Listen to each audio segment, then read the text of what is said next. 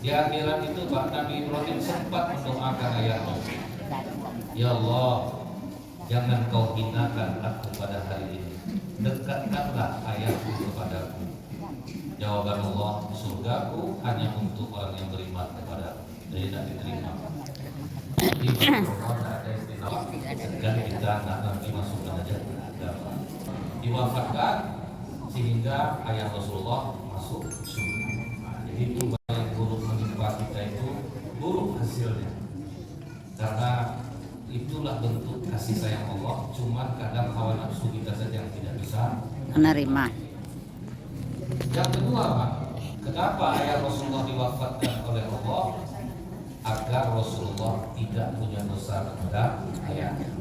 Terjadi seorang ayah mencuri di rumah anak hamil seperti perempuan kebanyakan sampai melahirkan pun tanpa rasa sakit. Nah itulah gantinya Pak. Dikasihlah nama Muhammad.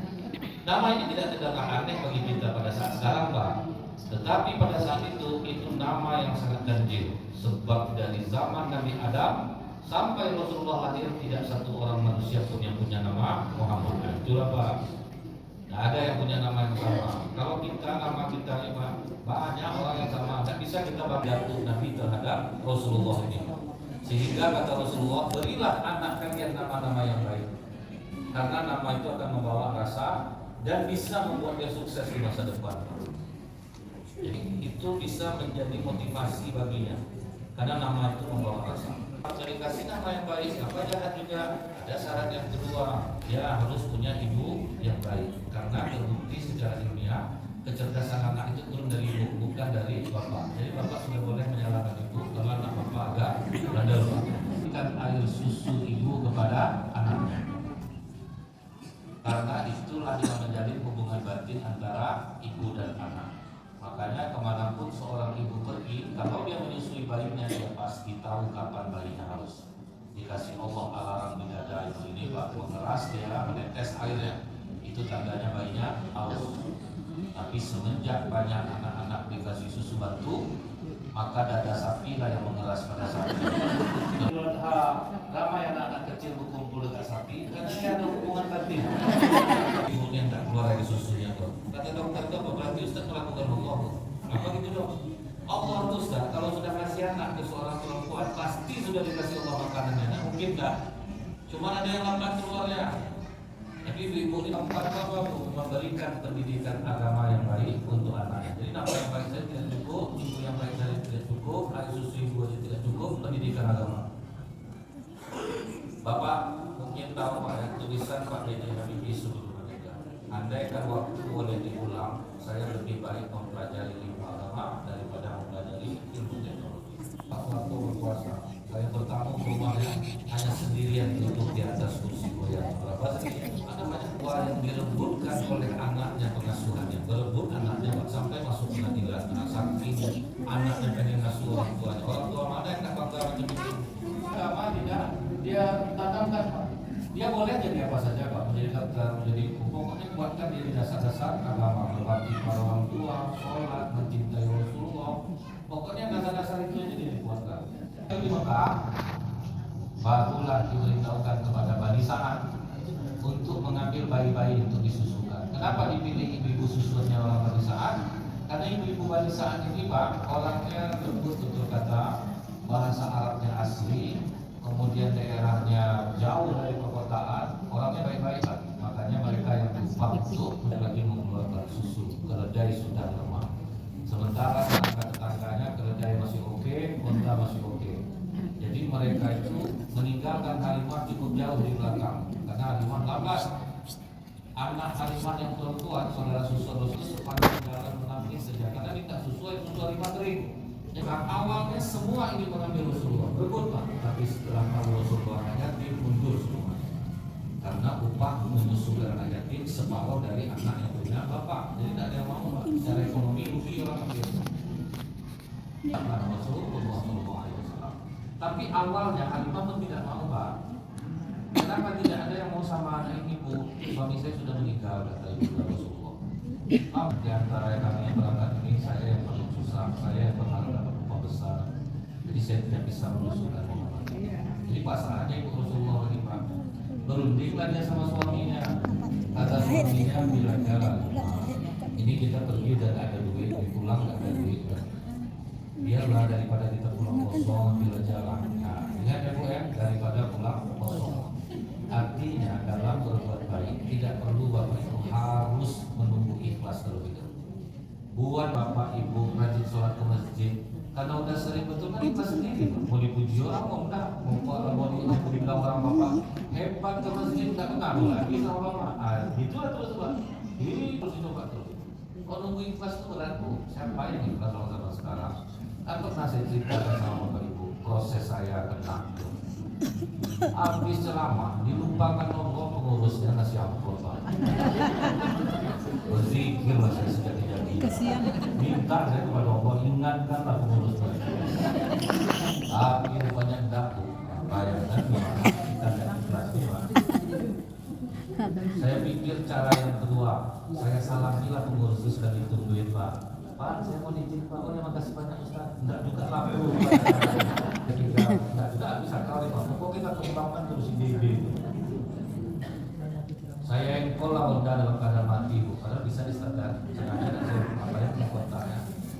Saya masih berharap Bu di peluang ketiga ini ada panitia ini kemudian berlari keluar dengan kencang. Kan biasanya adegan-adegan seperti itu ada. Pas sudah sampai di pintu masjid. Itu nanti terkejut kalau nanti ya apa nih Pak? Udah terlatih saya itu. Dia pas apa nih Pak? Itu ada saku ditunggu lagi ada tata caranya tuh Pak. Kayak apa nih Pak? Temen di jalan di klakson dan dengar lagi. Ternyata Pak cara yang ketiga juga gagal. Udah sakit paha saya. Di jalan itulah saya berdoa Pak, ya Allah kotor betul hati aku itu. Ampuni dosa-dosa aku. Ikhlaskanlah aku. Tenangkanlah jiwa. Alhamdulillah nampak di jalan itu. Rupanya ketika kita ikhlas Bu, baru doa dan harapan itu berjabat tangan Pak. Sampai saya di rumah pengurus masjid. Itu Pak keajaiban ikhlas itu. Assalamualaikum Ustaz. Waalaikumsalam. Minta maaf kami Ustaz. Langsung sandiwara saya Pak. Minta maaf apa Pak? Seolah-olah lupa kami ngasih amplop Ustaz. Tapi saya coba Pak pikirkan Pak. Saya nggak ada mikir itu. Kalau ada Bapak bisa memfoto muntah Bapak. Perusahaan sawit. Masjidnya Bu memprihatinkan. Apa masjid di tengah-tengah hutan Pak ya Pak? Pasti susah orang-orang sini kata saya. Saya bilanglah ke pengurusnya Pak, kalau memang ada amplop untuk saya nyumbanglah untuk masjid ini. Alhamdulillah, makasih banyak Ustaz. Itu betul-betul lolos saya jadi orang ikhlas Pak sebelum diumumkan. Apa kata ketua masjidnya? Tapi apa kita malam hari ini sepenuhnya dibantu oleh perusahaan kelapa sawit yang ada di desa kita. Dan alhamdulillah amplop Ustaz Nazrul sebanyak 5 juta rupiah disumbang langsung sakit. Setelah kita mengurus ikhlas, baru kita diterima amal kita betul syarat diterima amal itu memang harus ikhlas. Tapi kapan kita mau ikhlas kalau kita tak melatihnya Pak? Pasti latihan terus kita sampai kita melaksanakan beban lagi. Akan dilatih di mana tuh Pak? Nah setelah itu Bu, ini Halimah tidak ikhlas. Ada yang belum Rasulullah Pak. Bu Aminah, biarlah kami yang menyusukan Muhammad ini. Oh ya sudah, tidak apa-apa. Tapi rumahnya sudah tahu kan Bu, tidak masalah Bu Aminah. Kata dia untuk pengasuhan 2 tahun. Apa kata Halimah saat dia Pak? Begitu aku menggendong Muhammad kecil dan menyandarkan ke dadaku, terasa air susuku yang kering mengalir deras. Itu keajaiban.